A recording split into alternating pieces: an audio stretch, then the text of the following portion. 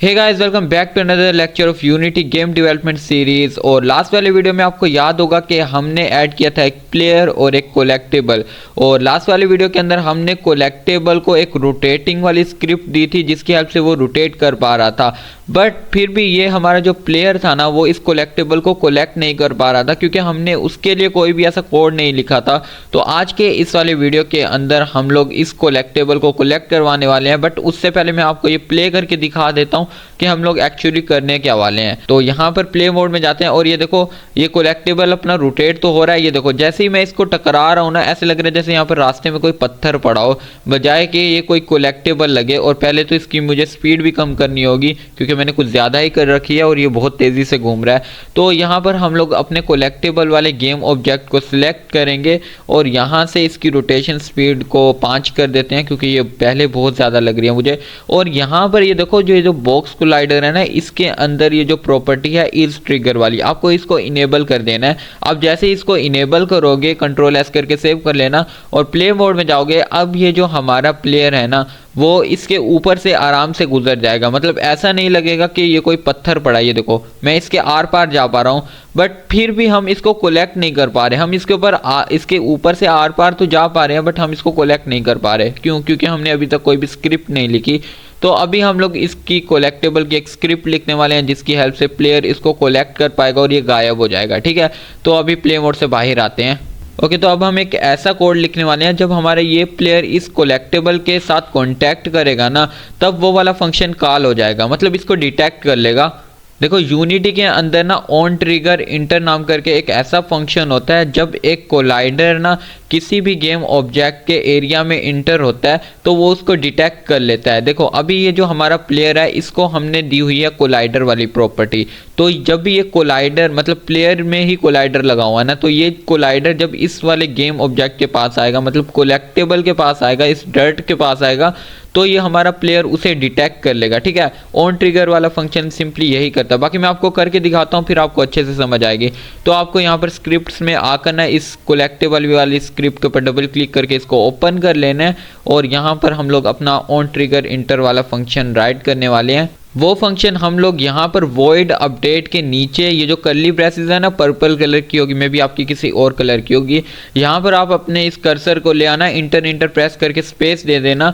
आपको ये वाला कोड यहाँ पर, ये जो लास्ट वाली कर्ली ब्रेसेस है ना, इसके ऊपर लिखना है। मतलब ठीक है, समझ रहे हो ना कि इसके ऊपर वाली जो कर्ली ब्रेसेस है वहाँ पर आपको लिखना है। ठीक है, अगर आपने एक अच्छा आईडी डाउनलोड किया होगा, विजुअल स्टूडियो कम्युनिटी, मतलब जो 2022 है, वो डाउनलोड किया होगा, तब वो खुद ही आपको सजेस्ट कर देगा। जैसे आप यहाँ पर राइट करोगे ना ऑन ट्रिगर इंटर, तो वो खुद ही सजेस्ट कर देगा। बट यहाँ पर मेरे पास VS कोड है और ये सजेस्ट नहीं कर रहा, तो हमें यहाँ पर कंप्लीट लिखना होगा पब्लिक वॉइड, उसके बाद ऑन ट्रिगर इंटर। इसके अंदर आपको कोई भी स्पेस नहीं देनी, उसके बाद आपको ये राउंड ब्रैकेट्स देनी है और यहाँ पर इसके अंदर आपको राइट करना है collider and then other, and उसके बाद फिर आपको यहाँ पर कर्ली ब्रेसेस लगा देनी है। ठीक है, आपको ये कोड लिख देना है यहाँ पर ये देखते हो, पब्लिक और वॉइड का ये दोनों वर्ड स्मॉल है और ऑन ट्रिगर इंटर का ना पहला वर्ड तीनों का कैपिटल है और कोलाइडर का यहाँ पर C कैपिटल है। यहाँ पर एंड में कोई सेमी कोलन नहीं है। ठीक है, ये आपको कोड सिंपली राइट कर देना है।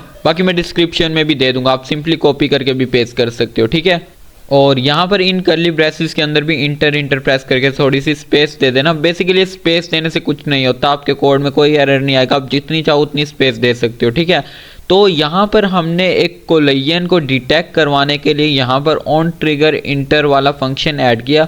देखो, ये फंक्शन बेसिकली क्या करेगा, जैसे ही ये अपना प्लेयर है, इसके अंदर कोलाइडर वाली प्रॉपर्टी लगी हुई है। ठीक है, देखो, जब भी आप ऑन ट्रिगर इंटर वाला फंक्शन लगाओगे तो आपके जितने भी गेम ऑब्जेक्ट होंगे उनमें से किसी एक के पास कोलाइडर वाला कंपोनेंट ज़रूरी से होना चाहिए।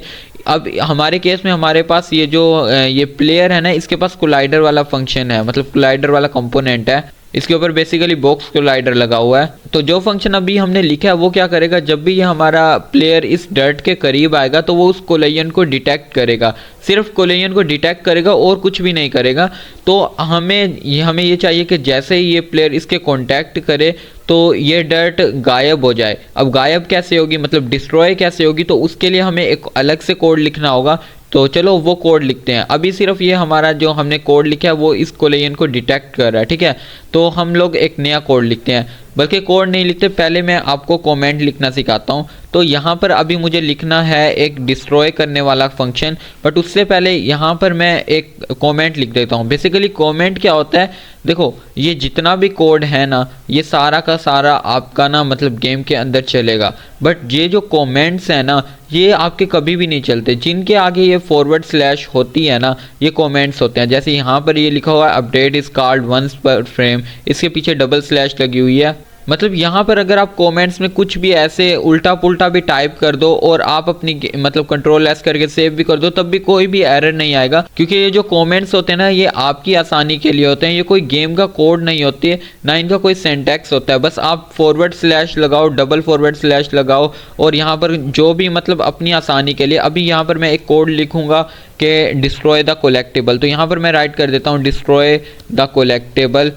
دیکھو اس کے نیچے جو بھی میں کوڈ لکھوں گا وہ کولیکٹیبل کو ڈسٹروائے کروا دے گا۔ اب یہاں پر یہ میں نے ڈسٹروائے دا کولیکٹیبل والا کومنٹ اس لیے دیا کہ کل کو جب میں اپنے کوڈ کے اندر کوئی بھی چینجنگ کرنا چاہوں، مطلب میں اپنے کولیکٹیبل کو ڈسٹروائے کروانے کی اینیمیشن چینج کرنا چاہوں یا پھر کچھ بھی ایسا چینج کرنا چاہوں مان لو، تو میں اتنے ساری جگہ میں مجھے ڈھونڈنے میں آسانی رہے۔ میں یہاں پر یہاں سے پڑھوں گا، یہ تو سٹارٹ کروانے کے لیے تھا، یہ اپڈیٹ کروانے کے لیے تھا، اور جیسے ہی میری نظر یہاں پر ڈسٹروائے دا کولیکٹیبل پر پڑے گی مجھے پتہ لگ جائے گا کہ یہاں سے میں ڈسٹروائے کروا سکتا ہوں۔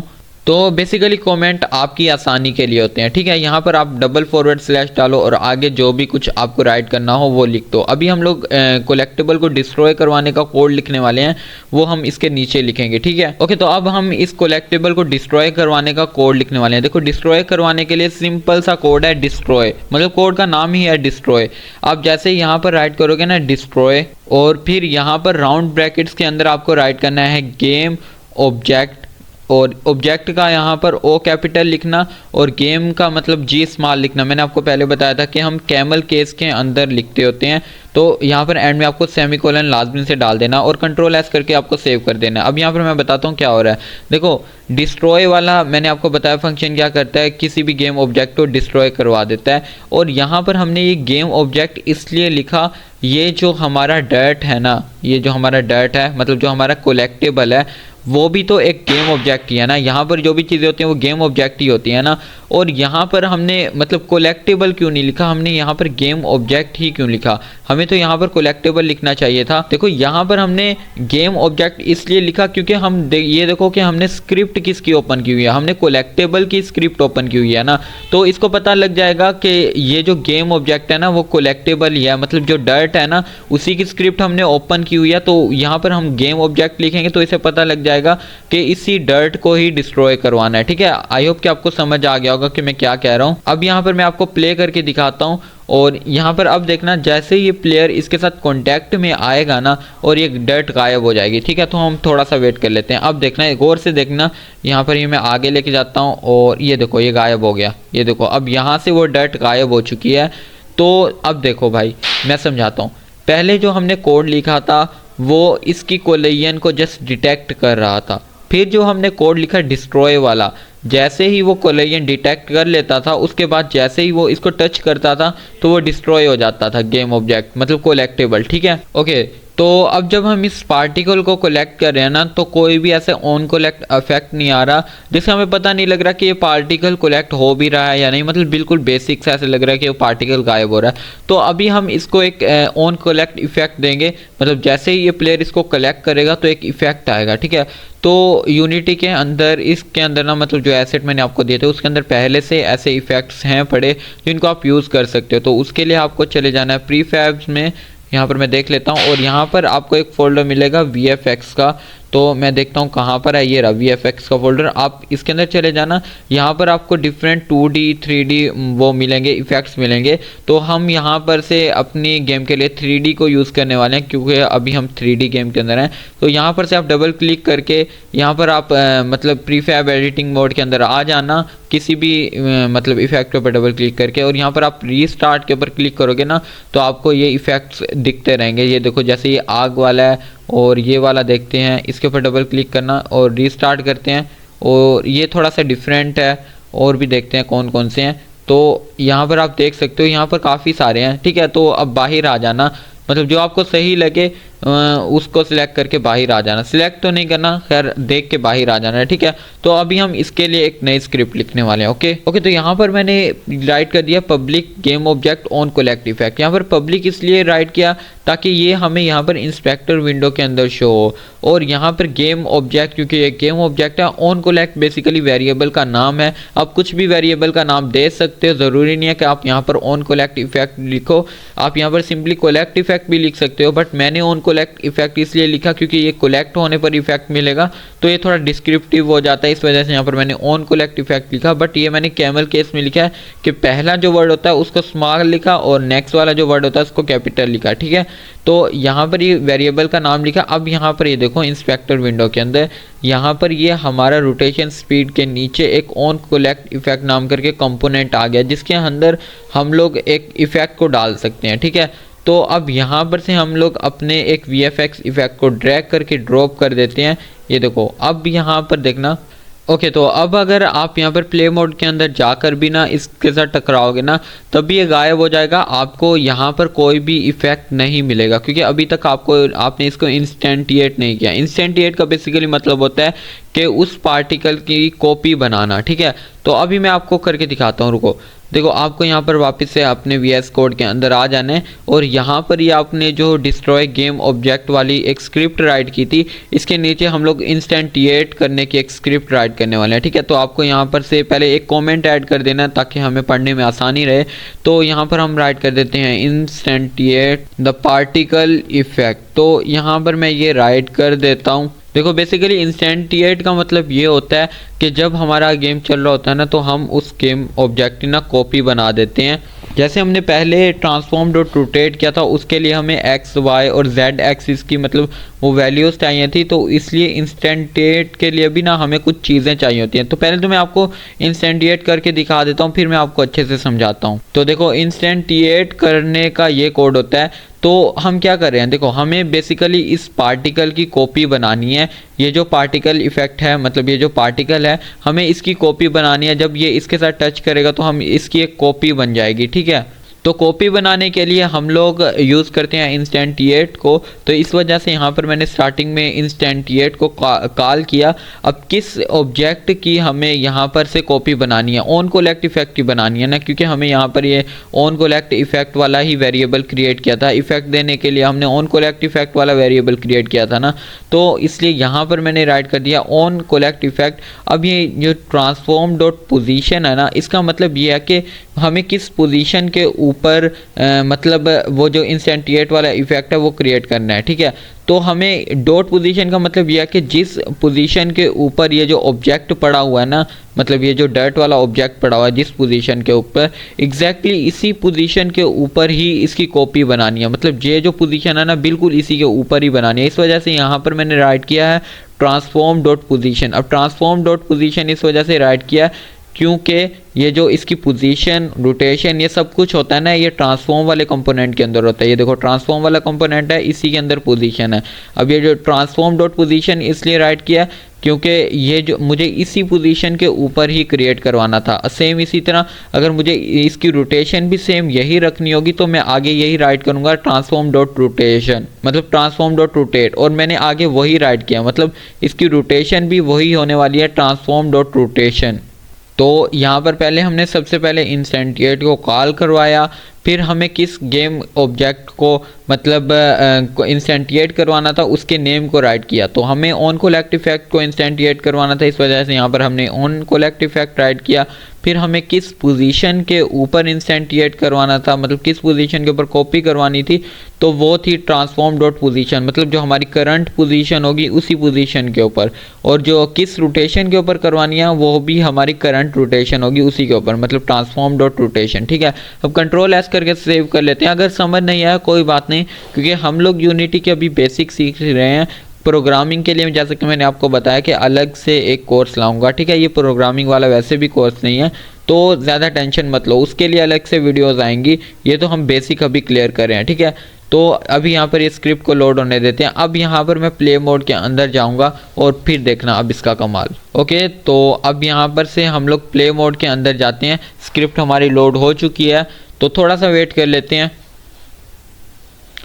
ऑल राइट, तो यहाँ पर हमारा अगले वाला पार्टिकल रोटेट कर रहा है और अब देखना मैं इसके साथ टच हुआ और यहाँ पर ये देखो एक इफेक्ट आया, बट सिर्फ एक ही गेम ऑब्जेक्ट था तो इस वजह से इफेक्ट आपको मे बी सही से नज़र ना आया हो। तो हम एक काम करते हैं, अब काफ़ी सारे पार्टिकल ज़मीन के ऊपर फैला देते हैं और फिर देखते हैं कि कैसा इफेक्ट आने वाला है। ठीक है, ओके तो यहाँ पर अभी ये सिर्फ एक था तो इसलिए ज़्यादा मज़ा नहीं आया, तो हम काफ़ी ज़्यादा अब ये पार्टिकल क्रिएट करते हैं। बट उससे पहले यहाँ पर से आप ना इसके कोऑर्डिनेट को ग्लोबल सिलेक्ट कर लेना और यहाँ पर से ये टॉप वाला व्यू ले लेना गिज़मोस टूल की हेल्प से।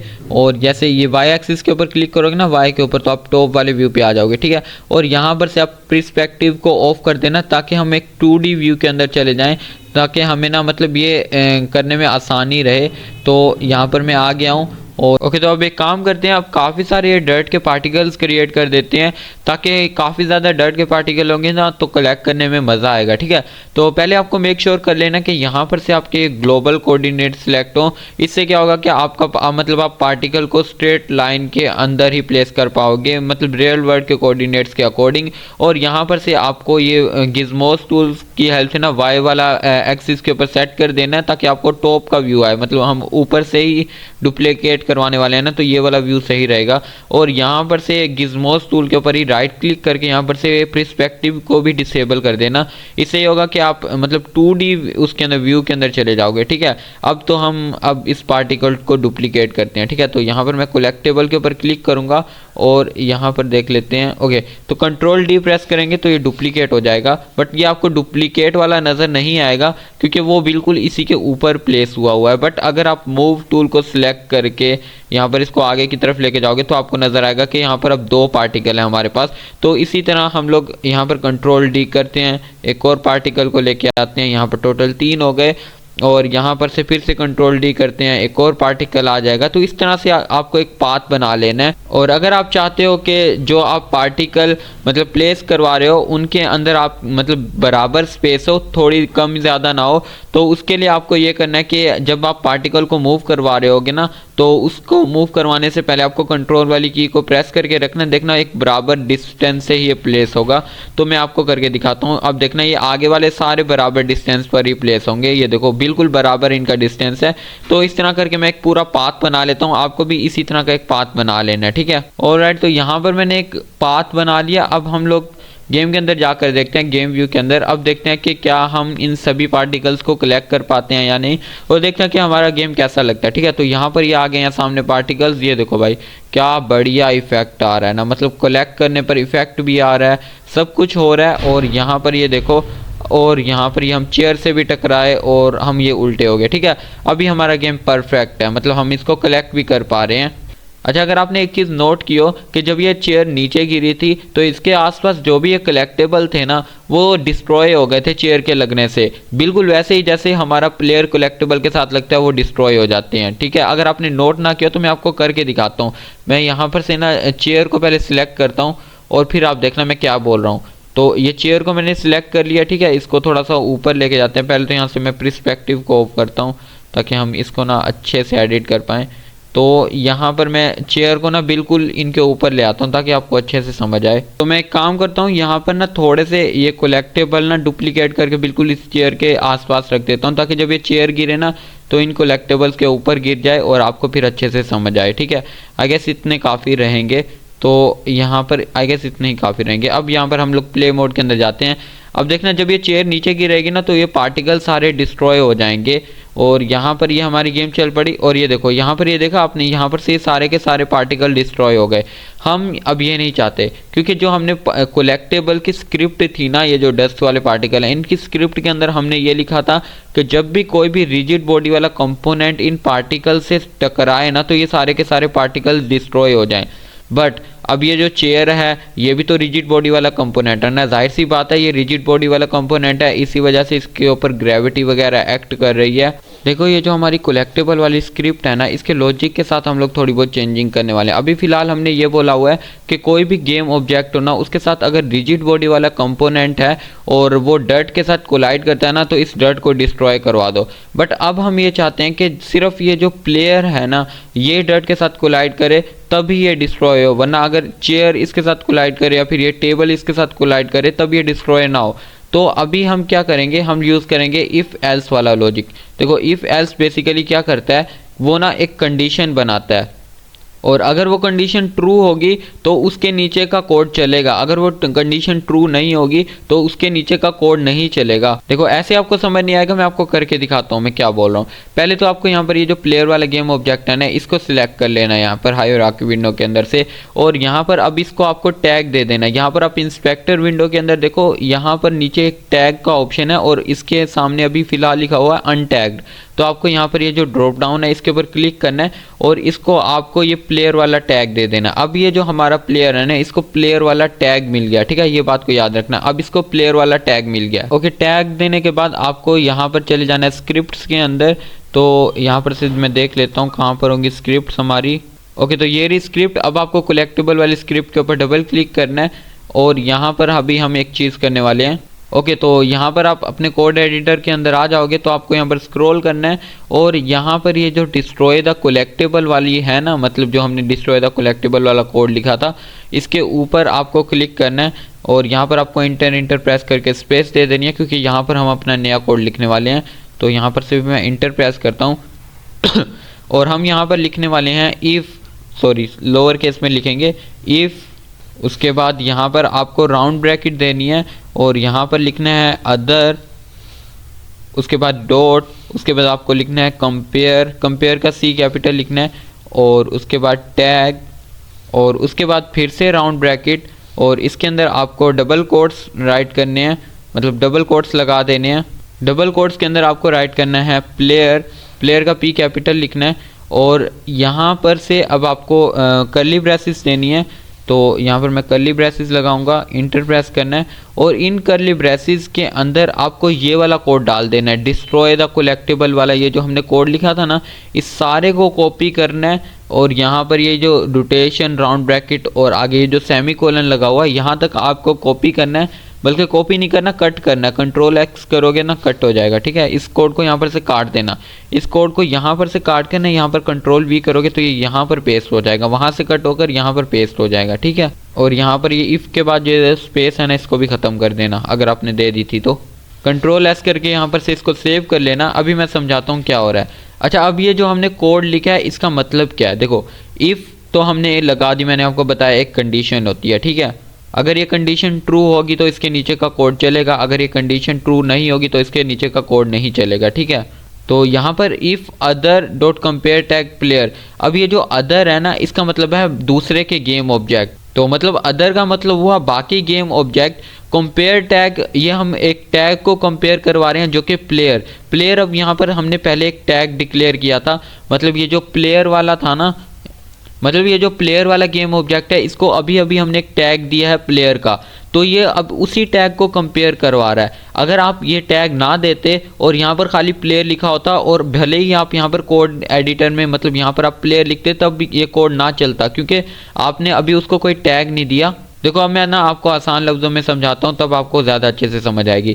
یہ ہم لوگ کولیکٹیبل کی اسکرپٹ لکھ رہے ہیں نا, تو یہ کولیکٹیبل نا اپنے آپ کو بول رہا ہے کہ اگر کوئی بھی گیم آبجیکٹ ہے نا, ادر کا مطلب ہے گیم آبجیکٹ, کوئی بھی گیم آبجیکٹ اس کا اگر ٹیگ ہے پلیئر کا, ٹھیک ہے, اگر اس کا ٹیگ پلیئر کا ہے نا, تو اس کے نیچے یہ بھی جو بھی اسکرپٹ ہے نا, مطلب جو بھی نیچے کوڈ ہے نا, اس کو رن کروا دو. اب اس کے نیچے کوڈ کیا ہے, اس کے نیچے ہم نے گیم آبجیکٹ کو ڈسٹروائے کروانے کا کوڈ بنایا ہوا ہے, مطلب اسی کولیکٹیبل کو ڈسٹروائے کروانے کا کوڈ لکھا تھا نا, تو وہی ہم نے یہاں پر کاپی کر کے پیسٹ کیا ہوا ہے. ایک بار پھر سے سن لو, یہ بول رہا ہے کہ اگر کوئی بھی گیم آبجیکٹ جس کے ساتھ پلیئر کا ٹیگ ہو, وہ اگر میرے ساتھ کولائڈ کرتا ہے نا, تو مجھے ڈسٹروائے کروا دو. مطلب یہ اپنے آپ کو بول رہا ہے کہ کوئی بھی گیم آبجیکٹ جس کو پلیئر کا ٹیگ ملا ہوا ہے نا, اگر وہ میرے ساتھ کولائڈ کرتا ہے تو مجھے ڈسٹروائے کروا دو اور پھر میری کاپی بنا دو. یہ جو ہم نے کٹ کر کے پیسٹ کیا, یہ تو پرانا کوڈ ہے, ٹھیک ہے. نیچے وہی باتیں جو ہم نے پہلے کی تھی. اب اس کوڈ کو لکھنے سے یہ ہوگا کہ یہ جو پلیئر والا گیم آبجیکٹ ہے, اس کو ہم نے پلیئر کا ٹیگ دیا ہوا تھا,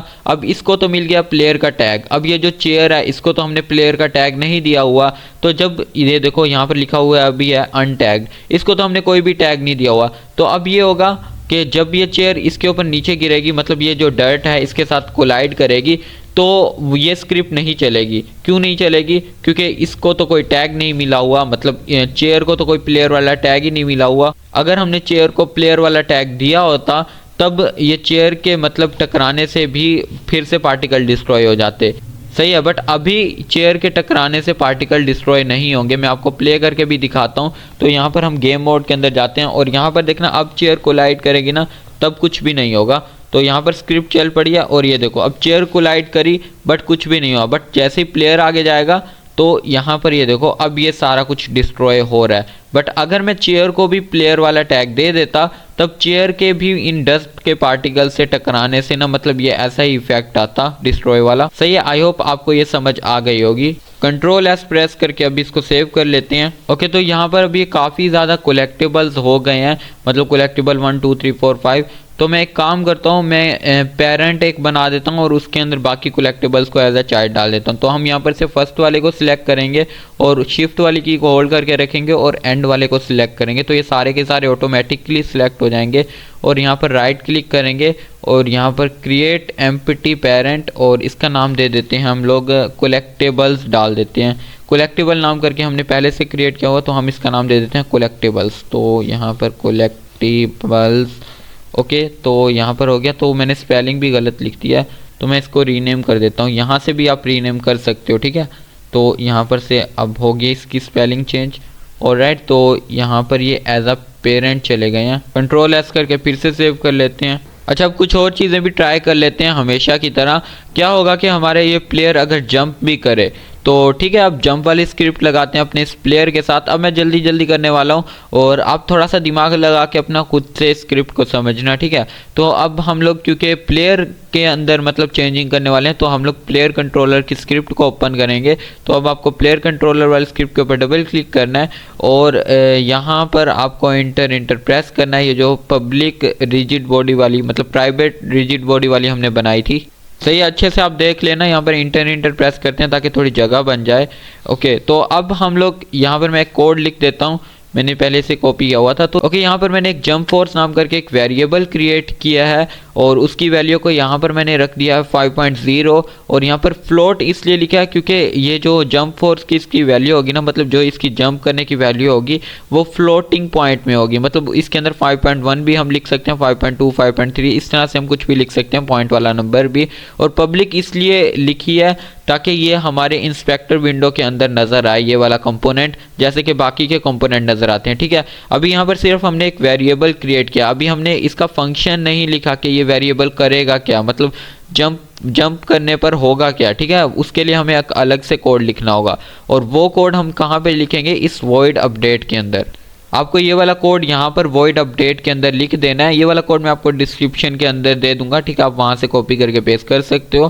تو یہاں پر بیسیکلی کیا ہے کہ ہم نے کنڈیشن لگائی ہوئی ہے کہ if input dot get button down, مطلب کہ اگر کوئی بھی مطلب بٹن ڈاؤن ہو، مطلب کوئی بھی کی پریس ہوتی ہے اور وہ ہوتی ہے جمپ والی. یونیٹی کے اندر جب بھی ہم اسپیس بار پریس کرتے ہیں نا تو اس کا مطلب یہی ہوتا ہے کہ جمپ والا ہی ہم ایکشن پرفارم کرنے والے ہیں. نارملی اس کا مطلب یہی ہوتا ہے کہ جمپ والا بٹن پریس ہوا ہے.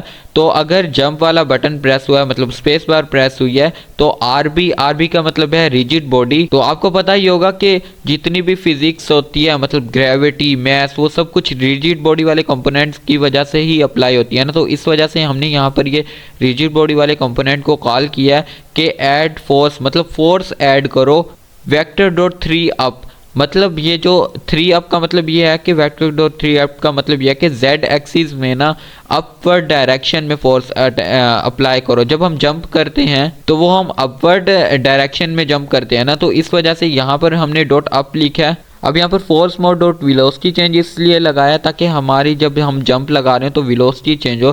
آپ نے جیسے PUBG کھیلتے ہوئے دیکھا ہوگا کہ جب ہم جوائے اسٹک کو آگے کی طرف کر کے جمپ لگاتے ہیں تو ہم جب جمپ لگاتے ہیں تو ہم آگے کی طرف بھی جاتے ہیں. بٹ اگر ہم نے جوائے اسٹک کو نہیں ہولڈ کیا ہوا تو پھر ہم جمپ لگاتے ہیں تو ہم ایک ہی جگہ پر جمپ لگا کر واپس اسی جگہ پر آتے ہیں. بٹ ہم چاہتے ہیں کہ جب ہم جمپ لگائیں اگر ہم نے آگے کی طرف کی پریس کی ہوئی ہے تو وہ اس کی ویلوسٹی بھی چینج ہو، ٹھیک ہے. اگر آپ کو ابھی سمجھ نہیں آیا تو جو ہمارا نیکسٹ اسٹیپ ہوگا اس کے اندر میں آپ کو بتاؤں گا کہ آپ اس کوڈ کو کیسے اچھے سے سمجھ سکتے ہو، ٹھیک ہے.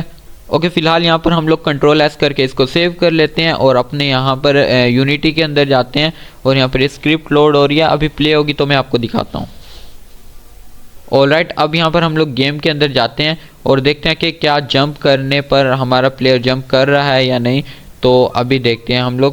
تو یہاں پر میں آ رہا ہوں اور یہاں پر میں جمپ بھی کر پا رہا ہوں, آپ دیکھ سکتے ہو.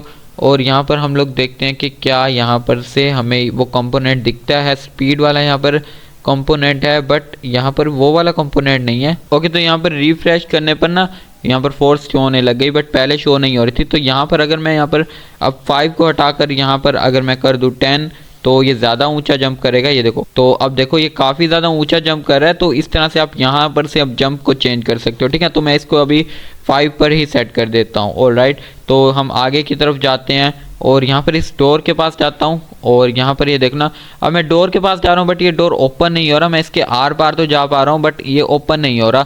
تو ابھی ہم ایک اسکرپٹ لکھتے ہیں جس سے نا یہ خود بخود ڈور اوپن ہوگا. ٹھیک ہے, اس کے لیے آپ کو یہیں پر واپس اسکرپٹس میں آ جانا ہے, یہاں پر کریٹ کے اوپر کلک کرنا ہے رائٹ کلک کر کے, اور یہاں پر ہم لوگ ایک نیو اسکرپٹ کریٹ کرنے والے ہیں. اس کا نام آپ کو سیم یہی لکھنا ہے کیونکہ یہ اسکرپٹ میں آپ کو دوں گا, آپ کو بس جو کاپی کر کے پیسٹ کرنا ہے. ڈور اوپنر, یہاں پر آپ کو سیم یہی نام دینا, کوئی اسپیس کچھ بھی نہیں دینی, اور اس اسکرپٹ کو ڈبل کلک کر کے اوپن کر دینا ہے. اور یہ جو پہلے سے جو کچھ بھی لکھا ہوگا اس سارے کو سلیکٹ کر کے ڈیلیٹ کر دینا ہے, اور یہاں پر جو بھی میں آپ کو کوڈ دوں گا اس کو آپ کو جسٹ کاپی کر کے پیسٹ کر دینا ہے. ٹھیک ہے, کنٹرول ایس کر کے ہم یہاں پر اس کو سیو کر لیتے ہیں اور اپنے یونیٹی کے اندر جائیں گے. آلرائٹ, تو یہاں پر یہ ڈور اوپنر کی اسکرپٹ آ چکی ہے. تو یہ اسکرپٹ اب ہم اس ڈور کو دے دیتے ہیں. تو دیکھتے ہیں کہاں پر ہے یہ ڈور. آئی گیس یہاں پر فرنیچر میں ہوگا. فرنیچر میں ویسے ڈور تو نہیں ہو سکتا, نہیں یہاں پر نہیں ہوگا. لیونگ روم کے اندر نہیں, لیونگ روم کے اندر بھی نہیں ہے. میں ایک کام کرتا ہوں, یہیں سے سین کے اندر سے ہی ڈور کو سلیکٹ کر لیتا ہوں, پتہ نہیں کہاں پر ہوگا. تو یہاں پر سے میں اس کو سلیکٹ کر لیتا ہوں. اوکے, تو یہاں پر سے ڈور ہی سلیکٹ ہوا ہے نا. اوکے, تو یہاں پر ڈور کو سلیکٹ کرتے ہیں اور یہ اسکرپٹ ڈریگ کر کے نا اس ڈور کو دے دیتے ہیں. اوکے, تو اب یہاں پر یہ ڈور کے پاس اسکرپٹ چلی گئی ہے. اب یہ اسکرپٹ ڈور کے پاس چلی گئی ہے. ابھی یہاں پر ہم ڈور کو نا ایک کولائڈر دے دیتے ہیں, باکس کولائڈر دیں گے کیونکہ اس کی شیپ جو ہے نا وہ اسکوئر کے اندر نا, تو اسکوئر کے شیپ والوں کے لیے ہم باکس کولائڈر کو یوز کرتے ہیں. تو یہاں پر میں ایڈ کمپوننٹ کرتا ہوں اور یہاں پر میں سرچ کروں گا باکس کولائڈر. تو یہاں پر یہ باکس کولائڈر آ چکا ہے اور یہاں پر یہ دیکھو ایک گلاس سا بنا ہوا ہے. اگر آپ نے مائنکرافٹ کھیلی ہوگی نا تو مائنکرافٹ میں گلاس بھی ایسا ہوتا ہے. یہاں پر یہ دیکھو 4 اس کے کونے ہوں گے, ایک اسکوئر سا بنا ہوگا, انویزیبل سا ہوتا ہے یہ. ٹھیک ہے, تو اس کو یہاں پر سے آپ کو یہ والا ٹول سلیکٹ کرنا ہے, اس کو بولتے ہیں بلکہ ریک ٹول کو سلیکٹ کر لینا. ٹھیک ہے, اوکے, یہاں پر اب ڈور والے گیم آبجیکٹ کو سلیکٹ کرنا اور یہاں پر اس باکس کولائڈر کا نا ایکس ایکسس میں نا میں سائز یہاں پر انکریز کر دیتا ہوں. ٹھیک ہے, تھوڑا سا لمبا کر دیتے ہیں. یہاں پر سے آپ دیکھو اس کا سائز انکریز ہو رہا ہوگا. آلرائٹ, تو یہاں پر سے اس کا سائز میں نے انکریز کر دیا. آپ یہاں پر وائی اور زیڈ ایکسس میں بھی کر سکتے ہو بٹ مجھے ابھی نہیں کرنا, مجھے صرف ایکس ایکسس میں کرنا تھا تاکہ یہ تھوڑا لمبا ہو جاتا. اوکے, تو اب یہ ہو گیا. اب دیکھنا, اب یہاں پر گیم موڈ کے اندر جاتے ہیں. جیسے ہی ہم اس کولائڈر کے آس پاس آئیں گے تو یہ ڈور خود بخود اوپن ہو جائے گا. ٹھیک ہے, کولائڈر کا کام بھی بیسیکلی یہی ہوتا ہے. آلرائٹ, تو یہاں پر میں آگے کی طرف جاؤں گا اور یہاں پر یہ دیکھو کولائڈر لگا پڑا ہے اپنا, اور جیسے ہی میں کولائڈر کے ایریا میں جاؤں گا یہ ڈور اوپن ہو جائے گا. سوری, یہاں پر یہ دیکھو میں کولائڈر سے ٹکرا رہا ہوں بٹ وہ کولائڈر ایسا بیہیو کر رہا ہے جیسے یہاں پر کوئی پتھر پڑا ہو. بٹ بتاؤں میں کیوں ہو رہا ہے, ابھی بتاتا ہوں. کیونکہ ہم نے اس کی اس ٹریگر والی پراپرٹی کو انیبل نہیں کیا.